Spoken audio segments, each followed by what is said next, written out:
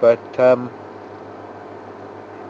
when we're talking about behavior and issues, we've got to keep in mind that each individual is different. Each circumstance is different.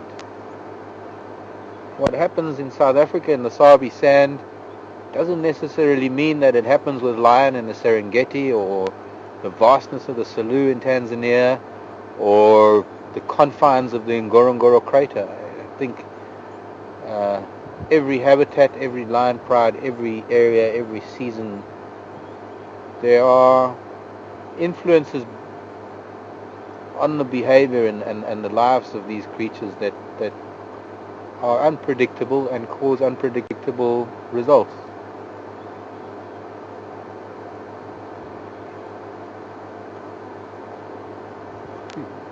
Looking at the guinea fowl butterflies that are fluttering around in the sand between us and the lion. Strange enough, there was some interesting butterfly behavior. Two males arguing over a patch of sand. If butterflies can argue. But I digress. And hello to Rose.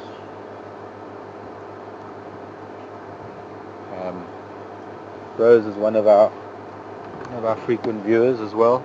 Well, regular viewers. Rose is one of us. Rose, no, I can't say that the lion are born with those beautiful amber eyes. I think the cubs are born blind, so they're sort of milky when they are born. Eyes clear up, much like domestic cats. Eyes clear up a little while after 6 weeks or so.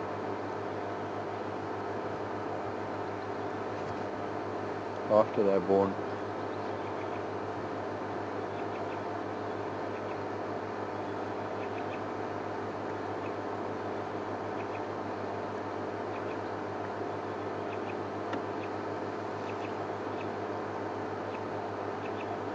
Notice how these lionesses have chosen an area of shade that they're pretty much assured is going to be shady for longer than where the cubs are.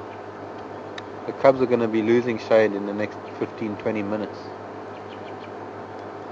whereas the lionesses are going to have shade for at least another couple of hours. I think that's an experience thing. Uninterrupted sleep as opposed to having to constantly move. I think if there was shade on the riverbed all day, I think they'd be on the sand rather than in the grass. Where these lionesses are, it's lovely. Tall grasses, very soft and lush. When they push it over and lie on it, it could cushion them nicely, form a nice mattress. There are insects in the grass as opposed to on the sand.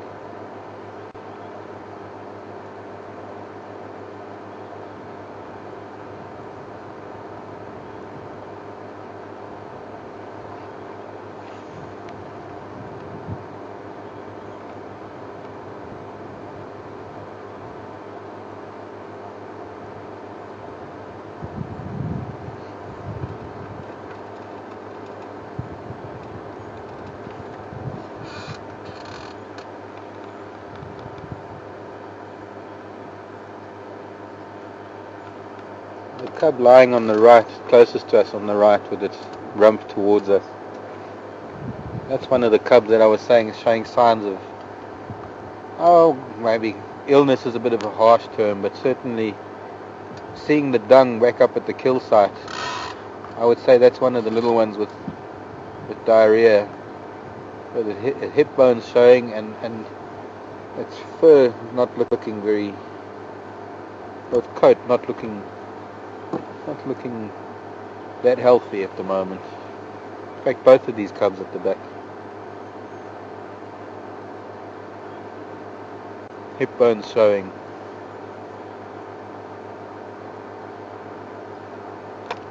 And it's already lost all of its food, and its tummy is, both of them, their tummies are pretty flat compared to some of the healthier cats that are still pretty bloated.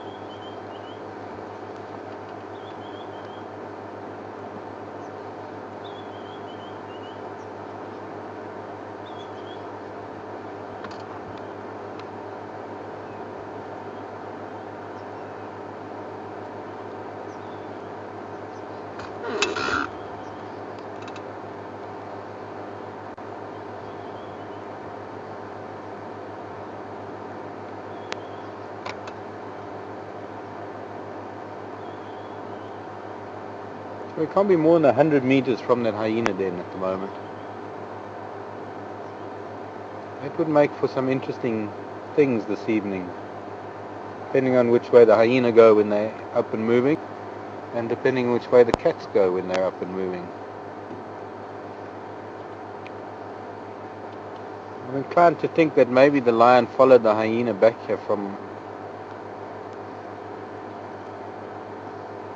maybe not followed as in visually followed, but followed the noises of the hyena, maybe bringing things back to the den site, and the excited noises that would have come from the den site if the cubs were left here and the hyenas went and brought back some of the bones. Very typical high-pitched cackling noises that we attribute to the spotted hyena. In the early days when I was a kid, they were even called laughing hyena, as a more common colloquial name.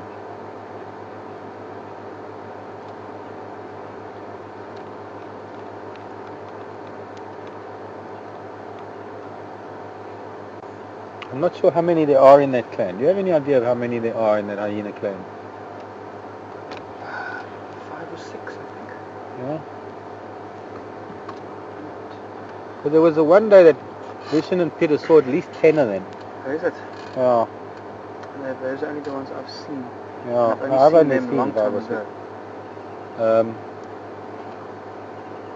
Maybe Lishan, you can help out here. When you and Peter saw all those hyenas, were those all adults or were the youngsters with them? Youngsters too. Thanks, Lishan. I'm just thinking of numbers of lion versus numbers of hyena.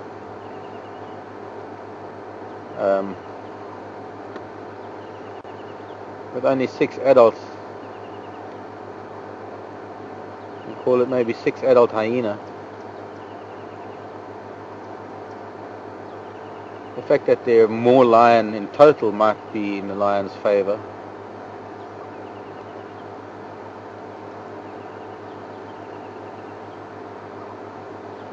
I don't think they'd get into it where they'd have a proper full-out scrap. I don't think it would ever get that far. I think if there was a confrontation, I think there would be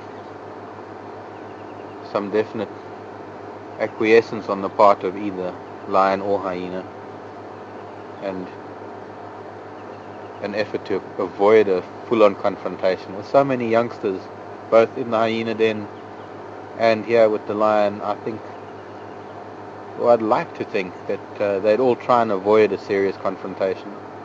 Might be some snarling and growling and spitting matches, and the odd nip or smack thrown here or there.